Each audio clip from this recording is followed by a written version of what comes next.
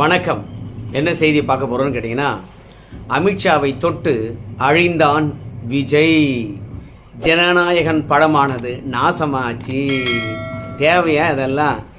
இன்றைக்கி ஜனநாயகன் படம் தொடர்பாக தீர்ப்பு வழங்கியிருக்கிறது சென்னை உயர்நீதிமன்றத்தினுடைய தலைமை நீதியரசருடைய பெஞ்சு. என்ன தீர்ப்பை வழங்கியிருக்கிறாங்க அப்படின்னு பார்க்கும் பொழுது, ஏப்பா இந்த வழக்கை முதல்ல பிடி ஆசா என்ற தனி நீதியரசர் தான் விசாரித்தாங்க, அவங்களே இந்த வழக்கை விசாரிக்கட்டும் அப்படின்னு சொன்ன நீதியரசர் தணிக்கைத்துறைக்கும் சரி, அதே மாதிரி பட தயாரிப்பு நிறுவனம் இருக்குல்ல, அந்த 2 பேருக்கும் போதிய கால அவகாசம் கொடுத்து அதற்கு பிறகு யார் பக்கம் நியாயம் இருக்குதோ அவங்க பக்கம் தீர்ப்பு வழங்கணும். ஆனால் 2 பேருக்கும் போதிய அளவு கால அவகாசம் கொடுக்கணும் அப்படின்னு தலைமை நீதியரசர் பெஞ்சானது இன்னைக்கு ஜனநாயகன் படம் தொடர்பாக தீர்ப்பு வழங்கியிருக்கிறாங்க. அது மட்டும் இல்லை, மத உணர்வுகளை புண்படுத்த ஒருபோதும் ஏற்றுக்கொள்ள மாட்டோம் அப்படின்னு கண்டித்து இருக்கின்றார்கள்.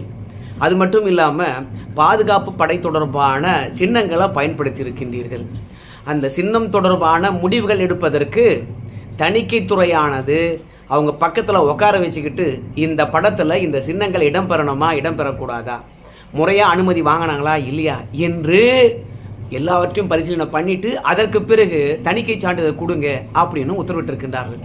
மத உணர்வை புண்படுத்தி இருக்கிறதா ஜனநாயகம் படத்தில் அப்படின்னு பார்க்கும்போது, ஒரு கெட்ட சக்திக்கு அந்த படத்தில் ஓம்னு பேர் வச்சுருக்காங்க. இதை யாராவது ஏற்றுக்கொள்ள முடியுமா?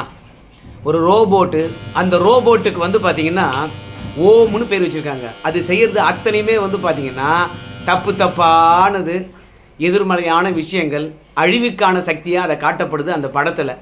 அப்படி இருக்கும்போது அதற்கு போய் ஓம்னு பேர் வைக்க முடியுமா? அது மட்டும் இல்லை, அந்நிய நாட்டிலிருந்து இந்து மதத்தை அழிப்பதற்கான ஒரு சதி நடக்குது. அதை இந்த படம் ஆதரிக்கிற மாதிரி இருக்குது.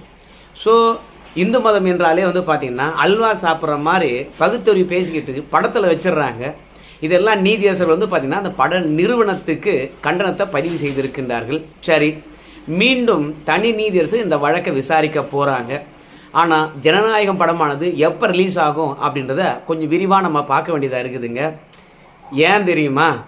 இந்த பட நிறுவனத்தை பொறுத்த வரைக்கும் மறு தணிக்கைக்கு அனுப்பணும் அப்படின்னு தணிக்கைத்துறை முடிவெடுத்த பிறகு இவங்க என்ன பண்ணியிருக்குன்னு கேட்டிங்கன்னா, இதுக்குள்ளே அரசியல் இருக்குது அப்படின்னு நினச்சிருக்க கூடாது. மறு தணிக்கை தானே, அட போயிட்டு வரட்டுங்களே, ஏற்கனவே அவங்க என்ன கட் பண்ண சொன்னாங்களோ அதெல்லாம் நம்ம கட் பண்ணிட்டோம், மறு தணிக்கைக்கு போயிட்டு வரட்டுமே, நாம் என்ன அதில் குறுக்க நிற்க போகிறோம் அப்படின்னு சொல்லிவிட்டு மறு தணிக்கைக்கு படத்தை அனுப்பியிருக்கணும். மறு தணிக்கையானது ஒரு வாரத்துக்குள்ளே முடிஞ்சிட்டு இருக்கும். அதுக்குள்ளே அவங்க என்ன சர்டிஃபிகேட் கொடுக்கணுமோ அந்த சர்டிஃபிகேட்டை கொடுத்துட்டு இருப்பாங்க. ஆனால் மறு தணிக்கைக்கு போகணும் என்று நினைச்ச பிறகு இதில் அரசியல் தலையீடு இருக்குது. இந்த அரசியல் தலையீடை நம்மளால் வெல்ல முடியாது. அதனால் நம்ம நீதிமன்றத்துக்கு போனாதான் நீதிமன்றம் அரசியல் தலையீடு காரணமாக இந்த படத்தை மறு ஆய்வுக்கு உட்படுத்தி இருக்கக்கூடிய தணிக்கைத்துறை தலையில் ஒரு குட்டு வைக்கும் அப்படின்னு நினச்சிக்கிட்டு இந்த பட நிறுவனமானது எந்தவித அனுபவமும் இல்லாமல் நேரடியாக நீதிமன்றத்தை நாடிவிட்டார்கள்.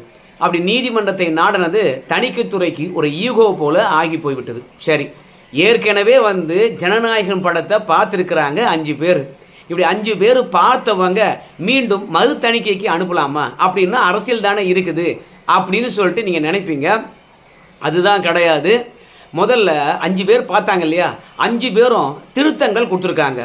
அந்த திருத்தங்களில் 5 பேரில் ஒருத்தர் என்ன சொல்லியிருக்காங்க கேட்டிங்கன்னா, பாம்பேயில் இருக்கக்கூடிய தலைமையகத்துக்கு கடிதம் எழுதி விட்டார் அந்த படத்தை பார்த்து 5 பேரில் ஒருத்தர். ஏன்னா அவர் என்னென்னலாம் பார்த்தீங்கன்னா இதெல்லாம் சரி பண்ணணும் அப்படின்னு சொன்னார் இல்லையா, அதை அவங்க சரியாக கடைபிடித்து அதன் மீது நடவடிக்கை எடுக்கலையாம். என்னுடைய பரிந்துரையை இவங்க கடைபிடிக்கவில்லை என்றால் இந்த படம் அப்படியே போச்சுன்னா பெரிய பிரச்சனைக்கு உள்ளாகும். அதனால் இங்கே நாங்கள் 5 பேர் பார்த்தோம், 4 பேர் ஓகே சொல்லிட்டாங்க, மீண்டும் இவங்ககிட்டே இந்த பரிந்துரையெல்லாம் அவங்க நடைமுறைப்படுத்தலையே, ஏம்பா யூஏ சர்டிஃபிகேட் தரீங்க அப்படின்னு நான் இவங்ககிட்ட சொன்னால் இவங்க கேட்க மாட்டாங்கன்னு சொல்லிட்டு மும்பைக்கு கடிதம் எழுதிட்டார்.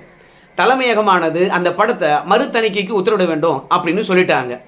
அதனால தான் மறு தணிக்கைக்கு போயிருக்குது. 5 பேர் இருக்காங்கன்னா அந்த 5 பேருடைய பரிந்துரையும் சரியாக கடைபிடித்து சரி செஞ்சிருந்தாங்கன்னா இந்த படமானது மறு தணிக்கைக்கு போயிருக்காது. அது மட்டும் கிடையாது. இந்த பட நிறுவனம் என்ன சொல்கிறான்னு கேட்டிங்கன்னா, அவங்க என்னென்னலாம் பார்த்தீங்கன்னா கட் பண்ணி தூக்கி எறிந்து விட்டு படத்தை சரி பண்ணி என்கிட்ட போட்டு காட்டுங்கன்னு சொன்னாங்களோ, நாங்கள் உடனடியாக எதெல்லாம் கட் பண்ண சொன்னாங்களோ அதெல்லாம் கட் பண்ணி எடுத்துகிட்டு படத்தை சரி பண்ணி அவங்களுக்கு நாங்கள் டிசம்பர் மாதம் 24ஆம் தேதியே வந்து போட்டு காட்டிட்டோம். நீங்கள் சொன்னதெல்லாம் நீக்கிட்டோம், நீங்கள் பார்த்துட்டீங்களா இல்லையா அப்படின்னு சொல்லிவிட்டு அந்த படத்தை அனுப்பி வச்சுட்டோம். ஆனால் தணிக்கைத்துறையை பொறுத்த வரைக்கும் 9 நாள் அமைதியாக இருந்தாங்க. நாங்கள் வந்து தணிக்கைத்துறைக்கு அவ்வப்போது கடிதம் எழுதி கொண்டே இருந்தோம். ஏங்க நீங்கள் சொன்னதெல்லாம் நீக்கிட்டோம், படத்தை உங்ககிட்ட அனுப்பி வச்சுருந்தோம், படத்தை பார்த்தீங்களா இல்லையா, நீங்கள் இந்த படத்துக்கு யூஏ சான்றிதழ் வழங்குறேன்னு சொன்னீங்களே, ஏன் வழங்கலை அப்படின்னு சொல்லிட்டு நாங்கள் அவங்ககிட்ட வந்து கேட்டுக்கிட்டே இருந்தோம். ஆனால் 9 நாளாக வந்து பார்த்தீங்கன்னா எந்த பதிலும் இல்லை. படம் ரிலீஸ் ஆகிறதுக்கான தேதி வந்துடுச்சு. மீண்டும் நாங்கள் வந்து ஒரு அழுத்தம் கொடுத்த பிறகு தான் அந்த தணிக்கைத்துறையிலேருந்து எங்களுக்கு ஒரு கடிதம் வருது. அந்த கடிதம் என்ன சொல்லுதுன்னு கேட்டிங்கன்னா, அப்பா இந்த படத்தை மறு தணிக்கைக்காக அனுப்பியிருக்கிறோம். ஏன்னா எங்களில் ஒரு 5 பேர் வந்து பார்த்தீங்கன்னா படத்தில் விரும்பத்தகாத விஷயம் இருக்குன்னு சொல்லிட்டு மும்பைக்கு கடிதம் எழுதிட்டாரு. அதனால் தலைமையில் வந்து படத்தை மறு தணிக்கை பண்ண சொல்லிட்டாங்கப்பா, நாங்கள் என்ன பண்ண முடியும் அப்படின்னு வந்து எங்ககிட்ட பதில் சொன்னாங்க. யாருங்க மறு தணிக்கைக்கு அனுப்பணும்னு சொன்னது, அவங்க பேரை சொல்லுங்க அப்படின்னு சொல்லுகின்ற போது அவங்களுடைய தகவலை எங்களுக்கு சொல்லலை. ரெண்டாவது எதனால் வந்து நாங்கள் மறு தணிக்கைக்கு அனுப்புகிறோம் அப்படின்ற விஷயத்தையும் என்கிட்ட சொன்னாங்க. ஸோ ஏற்கனவே படம் பார்த்து இந்த படத்துக்கு யூஏ சான்றிதழ் வழங்கலாம் என்று ஒப்புதல் அளித்த பிறகு திடீர்னு வந்து மறுதணிக்கைக்கு அனுப்புகிறாங்கன்னா அப்புறம் நாங்கள் எவ்வளோ கோடி போட்டு படம் எடுத்துருக்கணும், குறிப்பிட்ட நேரத்தில் அந்த படத்தை வந்து நாங்கள் ரிலீஸ் பண்ணலைன்னா அதுக்கப்புறம் எங்களுக்கு தேட்டர் கிடைக்காது, வேற ஒரு படம் வந்துடும். அப்புறம் அந்த படமா இந்த படமா எந்த படத்துக்கு தேட்டர் கொடுக்குதுன்னு சொல்லிட்டு தேட்டருக்காரங்கெல்லாம் கன்ஃபியூஷன் ஆவாங்க. எங்கள் படமானது கடைசி வரைக்கும் வந்து பார்த்தீங்கன்னா ரிலீஸ் ஆகாமே போயிடும். அதனால் இந்த படத்தை உடனடியாக தணிக்கை சான்றிதழ் கொடுத்து ரிலீஸ் பண்ணணும் அப்படின்னு சொல்லிட்டு தனி நீதிபதியை போய் நாடுறாங்க இந்த பட நிறுவனம். அப்படி நாடுகின்ற பொழுது தனி நீதியரசர் பிடி ஆஷா அவர்களை பொறுத்த வரைக்கும் என்ன சொல்லிட்டான்னு கேட்டிங்கன்னா, ஒரே நாள்லயே பட நிறுவனமானது என்ன கேட்டுச்சோ அதையும் வாங்கிட்டாங்க. கேட்காத இன்னொரு விஷயத்தையும் வந்து பார்த்தீங்கன்னா வழங்கி விட்டார்கள். இதில் தான் இரு நீதியரசர்கள் வந்து பார்த்தீங்கன்னா முரண்பட்டு நிற்கின்றார்கள். என்னங்க, பட நிறுவனம் வந்து முறையிட்டது, அவங்க முறையிடுவது வந்து நியாயம் என்பது ஒரே நாளில் எப்படி முடிவாச்சு? இல்லை தணிக்கைத்துறையின் பக்கத்தில் இருக்கக்கூடிய வாதத்தை கேட்காம பட நிறுவனத்துக்கு வந்து பார்த்தீங்கன்னா யூஏ சான்றிதழ் கொடுக்கணும் அப்படின்னு வர தீர்ப்பு வழங்கியிருக்கிறாங்க. இல்லை தனி நீதியரசர் பிடி ஆஷா அவர்களை பொறுத்த வரைக்கும் படத்தை பார்த்தாங்களா, இல்லை பட நிறுவனம் சொல்கிறது தான் உண்மையா? அப்போ தணிக்கைத்துறையானது தன்னுடைய வாதத்தை வைக்க வேணாவா? ஒரே நாளில் மனு தாக்கல் பண்ணுறாங்க, ஒரே நாளில் அந்த மனுவை விசாரணைக்கு எடுக்கிறாங்க, அன்னைக்குள்ளே வந்து பார்த்தா தீர்ப்பு வழங்குறாங்க. இது எப்படி ஏற்றுக்கொள்ள முடியும்? எங்களுக்கு கால அவகாசமே கொடுக்கல. அது மட்டும் இல்லை, தணிக்கை சான்றிதழ் வழங்கணும் அப்படின்னு தான் வந்து படக்குழுவினர் வந்து கேட்டிருக்காங்க. ஆனால் அந்த படத்துக்கு என்ன சான்றிதழ் வழங்கணும் அப்படின்ற வரைக்கும் தனி நீதியரசர் ஒரே நாளில் விசாரித்து அவங்க தீர்ப்பு வழங்கிட்டாரு. கேட்காத விஷயங்களையும் இவங்க முன்னிருந்து செஞ்சிருக்காங்க. சாமி, இது எங்களுக்கு ஏற்படுவது கிடையாது, எங்கள் கருத்தை கேட்கணும் அப்படின்னு சொல்லிட்டு உடனடியாக மேல்முறையீட்டுக்கு போனாங்க. அப்படி மேல்முறையீட்டுக்கு போகின்ற போது இரு நீதியரசர்களை பொறுத்த வரைக்கும் தனி நீதியரசர் வழங்கின தீர்ப்புக்கு தடை விதித்து விட்டார்கள். தடை விதித்து விட்டு பிறகு இரு தரப்புக்கும் வந்து பார்த்தீங்கன்னா பதிலளிக்க கால அவகாசம் கொடுத்து இரு தரப்பினுடைய வாதத்தையும் கேட்டு இன்னைக்கு தீர்ப்பு வழங்கினாங்க. அதில் தான் வந்து நீதியரசர்களை பொறுத்த வரைக்கும் பிடி ஆஷா அவர்களே வந்து இந்த படத்தினுடைய வழக்கை விசாரிக்கட்டும், ஆனால் 2 பேருக்கும் வந்து பார்த்தீங்கன்னா போதிய கால அவகாசம் வழங்கணும், அதற்கு பிறகு இந்த படம் தொடர்பாக முடிவெடுக்கலாம் அப்படின்னு உத்தரவிட்டு இருக்கின்றார்கள். இப்போ என்ன சிக்கல் இருக்குன்னு கேட்டிங்கன்னா, தனி நீதியரசரை பொறுத்த வரைக்கும் இந்த படம் தொடர்பான வழக்கை விசாரிப்பாங்க. அப்படி விசாரித்து அவங்க தீர்ப்பு வழங்கினாங்கன்னு வச்சுங்களேன், அந்த தீர்ப்பில் ஜனநாயகம் படக்குழு இருக்குல்ல, அவங்களுக்கு திருப்தி இல்லைன்னா மீண்டும் அவங்க உயர்நீதிமன்றத்தை நாடுவாங்க. சரி, தணிக்கைத்துறைக்கு எதிராக தீர்ப்பு வந்துச்சுன்னா தணிக்கைத்துறையானது மீண்டும் உயர்நீதிமன்றத்தை நாடும், உயர்நீதிமன்றமானது மீண்டும் விசாரிக்கும். உயர்நீதிமன்றமானது விசாரித்து யாருக்காவது ஒருத்தருக்கு ஆதரவாக தீர்ப்பு வழங்கிச்சுன்னு வச்சுங்களேன், அவங்க உச்சநீதிமன்றம் போவாங்க. கொஞ்சம் திங்க் பண்ணி பாருங்க. அதுலேயும் இன்னைக்கு உயர்நீதிமன்ற கிளையானது என்ன சொல்லின்னு கேட்டிங்கன்னா, நபர் 2 தரப்பும் என்ன மாதிரியான கோரிக்கையை இரு நீதிபதிகள் பெஞ்சில் நீங்கள் வச்சிங்களோ அதையெல்லாம் ஒன்றாக எழுதி மனுவாக தயாரித்து தனி நீதியரசர்கிட்ட போய் சமர்ப்பிங்க. அவங்க எல்லாத்தையும் படித்து பார்த்துட்டு விசாரணைக்கு என்னைக்கு ஏற்றுக்கிறாங்களோ அன்றைக்கி 2 பேரும் ஆஜராகி முறையான வாதம் வச்சு அதற்கு பிறகு பிரச்சனை தீர்த்துங்க அப்படின்னு சொல்லியிருக்கிறாங்க.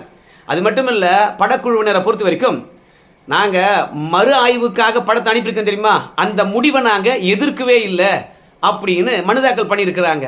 அதுக்கு இரு நீதிபதிகள் பெஞ்ச் வந்து என்ன சொல்லி கேட்டிங்கன்னா, ஏங்க மறு ஆய்வுக்கு படத்தை அனுப்பியிருக்கிறாங்க, அதை நாங்கள் எதிர்க்கலை அப்படின்னா எதற்காக கோர்ட்டுக்கு வந்தீங்க?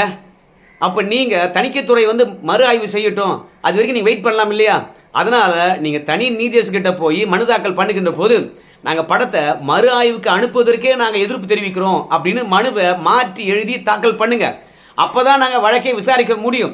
இல்லை என்றால் மனுவில் வந்து வெயிட்டே இருக்காது அப்படின்னு சொல்லியிருக்கிறாங்க. அதனால் புது மனுவை தாக்கல் பண்ணுவாங்க. பிறகு இந்த வழக்கை எண்ணிட வேண்டும். இப்படியே காலம் போச்சுன்னா வெள்ளிக்கிழமை தான் விசாரிப்பாங்க. வெள்ளிக்கிழமை விசாரித்து எதனா ஒரு பக்கத்துக்கான பதிலளிப்பதற்கு ஒரு 15 நாள் டைம் கொடுப்பாங்க. அவங்க 15 நாள் வந்து பார்த்தீங்கன்னா அவங்க பதிலெல்லாம் ரெடி பண்ணி கொண்டு வந்து நீதிமன்றத்தில் தாக்கல் பண்ணுவாங்க. இந்த வாதமெல்லாம் கேட்ட பிறகு இன்னொரு தரப்பானது தன் தரப்பு வாதத்தை வைக்கணும்னு சொல்லிட்டு அவங்க ஒரு 15 நாள் டைம் கேட்பாங்க. மொத்தத்தில் 2 தரப்பு வாதம் வைக்கிறதுக்கு 1 மாதம் ஆகிடும். 1 மாதம் ஆன பிறகு இவங்க 2 தரப்பும் கேட்டுட்டு தீர்ப்பை வந்து வாசிப்பதற்கு அது ஒரு 4 நாள் ஆகும். மொத்தத்தில் இந்த படம் தொடர்பாக முடிவு நமக்கு கிடைப்பதற்கு 40 நாள் ஆகும். இப்படி படம் தொடர்பான தீர்ப்பு வருவதற்கே 40 நாள் ஆகுதுன்னா அதுக்குள்ளே தேர்தல் வந்துடும். தேர்தல் வந்த பிறகு தேர்தல் ஆணையமானது என்ன முடிவெடுக்க நமக்கு தெரியாது. இந்த படமானது விஜய்க்கு பிரச்சார பீரங்கி மாதிரி இருக்குது அப்படின்னு சொல்லிவிட்டு இந்த படத்தை தடை பண்ணுறோம் அப்படின்னு சொன்னாங்கன்னா அதுக்கப்புறம் வந்து அந்த படமானது எப்போ ரிலீஸ் ஆகனே தெரியாது. ஆனால் விஜய்க்கு வேறு வழியே இல்லையா அப்படின்னு கேட்டிங்கன்னு வச்சுங்களேன், விஜய்க்கு வழி இருக்குது. ஏப்பா நீதிமன்றத்தின் மூலமாக என்னால் மோதி ஜெயிக்க முடியாது, தணிக்கைத்துறையை நீயே படத்தை மறு ஆய்வு பண்ணு, 1 வாரத்துக்குள்ளே எனக்கு சான்றிதழ் கொடு, என்ன பண்ணணுமோ நான் பண்ணுறேன் அப்படின்னு வந்து முடிவெடுக்கலாம்.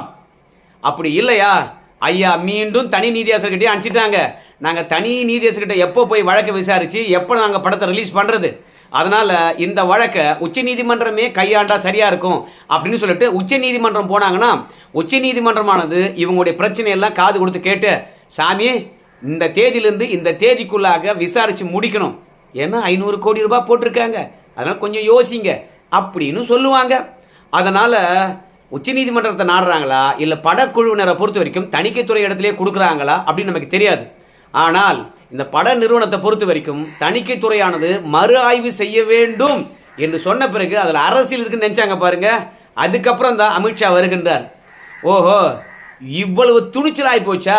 ஒரு இண்டிபெண்டன்ட் பாடி என்பது தணிக்கைத்துறை, நீதிமன்றம் எப்படியோ தேர்தல் ஆணையம் எப்படியோ அந்த மாதிரி இண்டிபெண்டன்ட் பாடி வந்து பார்த்தீங்கன்னா இந்த தணிக்கைத்துறை, அதுலேயே அரசியல் இருக்குன்னு சொல்கிறியா, வாடா வச்சுக்கிறேன்டா, எனக்கு ஒரு நல்ல வாய்ப்பு அப்படின்னு சொல்லிவிட்டு அமித்ஷா பொறுத்த வரைக்கும் ஜனநாயகன் படத்துக்கு எதிராக களமிறங்குகின்றார்.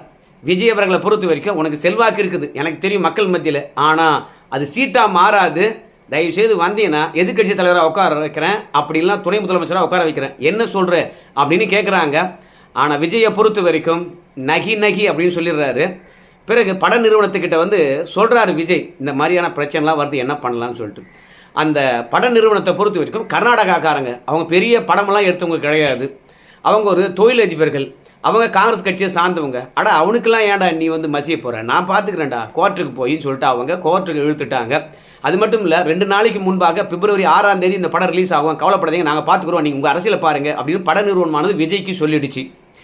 இப்போது விஜயை பொறுத்த வரைக்கும் இந்த படம் தொடர்பாக பொது வெளியில் பேசுவதே கிடையாது. காரணம் என்னன்னு கேட்டிங்கன்னா, பட நிறுவனம் எல்லாத்தையும் பார்த்துக்குறோம், உங்களுக்கும் படத்துக்கும் தொடர்பு இருக்குன்னா இன்னும் நெருக்கடி கொடுப்பாங்க அப்படின்னு சொல்லிவிட்டு பட நிறுவனம் இந்த படத்தினுடைய ஒட்டுமொத்த பொறுப்பிலிருந்து விஜயை கழட்டி விட்டுருக்குது. ஆனால் விஜய் அதனால தான் வந்து எந்த ஒரு செயல் வீரர் கூட்டமாக இருக்கலாம் இல்லை பொது மேடையாக இருக்கலாம், மத்திய அரசாங்கம் தருகின்ற அழுத்தத்தை பற்றியோ இந்த படம் வெளியாகாதது பற்றியோ பேசவே இல்லை. அப்படி பேசினார் வச்சிங்கன்னா, உன் படத்துக்கு மட்டும் பேசுறியாடா, திரைத்துறையில் எவ்வளோ பிரச்சனை இருக்குது அதெல்லாம் பேசுவேன் நீ அப்படின்னு கேட்பாங்க. அதனால் விஜயை பொறுத்த வரைக்கும் இந்த படம் தொடர்பாக அவர் வெளியே பேச மாட்டார். அது மட்டும் இல்லை, அமித்ஷாவா இல்லை பட நிறுவனமா நாங்கள் பார்த்துக்குறோம் அப்படின்னு சவால் விட்டதுனால எப்படி படம் வெளியே வருதுன்னு பார்க்குறேன், மறு ஆய்வுக்கு உட்படுத்தினா அந்த படம் வரும், இல்லை என்றால் இல்லை அப்படின்னு அமித்ஷா ஒரே போடா போட்டுட்டார். ஸோ நீதிமன்றம் வரைக்கும் அமித்ஷாவுடைய அழுத்தங்கள் இருக்கான்னு கேட்டிங்கன்னா, அழுத்தங்கள் இருக்கோ இல்லையோ, ஆனால் பட நிறுவனம் தொடர்பாக பராசுரனுடைய வாரிசுகளை கொண்டு வந்து நிறுத்தினாங்க. ஆனால் நம்ம ஈடியினுடைய தலைமை வழக்கறிஞராக இருக்கக்கூடிய ஏஎல் சுந்தரேஷனை அனுப்பிச்சி வச்சுருக்காங்க இந்த படத்துக்கு சார்பாக. மூத்த வழக்கறிஞர் அவர் வச்சார ஆப்பு, இந்த பட நிறுவனம் என்னவெல்லாம் தப்பு பண்ணியிருக்குது, படத்துக்குள்ளே என்னெல்லாம் தப்பு இருக்குது என்பதெல்லாம் ஒட்டு மொத்தமாக புட்டு வச்சாங்க. ஒரு படம்னா வச்சுங்களேன், அதில் ஏகப்பட்ட பிரச்சனைகள் இருக்க தான் செய்யும். ஒரு படத்தில் எல்லாரையும் திருப்திப்படுத்தவே முடியாது. அதனால் படங்கள் என்றாலே சிக்கல் இருக்கும். அந்த சிக்கலை கூர்ந்து கவனித்து ஆராய்ந்து அதற்கு பிறகு ஜனநாயகம் படத்துக்கு ஆப்பு வச்சுருக்காங்க. அங்கே தான் நிற்கிறார் அமித்ஷா. யார்? இடி வழக்கறிஞர் ஏஎல் சுந்தரேசன் மூலமாக. ஸோ நீதிமன்றத்தின் மூலமாக அமித்ஷா ஜனநாயகன் படத்துக்கும் விஜய்க்கும் ஆட்டம் காட்டியிருக்கின்றார். யாருடன் மோதனன்னு தெரியாமல் மோதி இன்னைக்கு மண்டையை பொழந்துக்கிட்டு நிற்கிறாரு நடுத்தெருவில் விஜய். என்ன பண்ண போகிறாரு இந்த படம் தொடர்பாக என்பதெல்லாம் பொறுத்து வந்து பார்க்கலாம். நன்றி நண்பர்களே.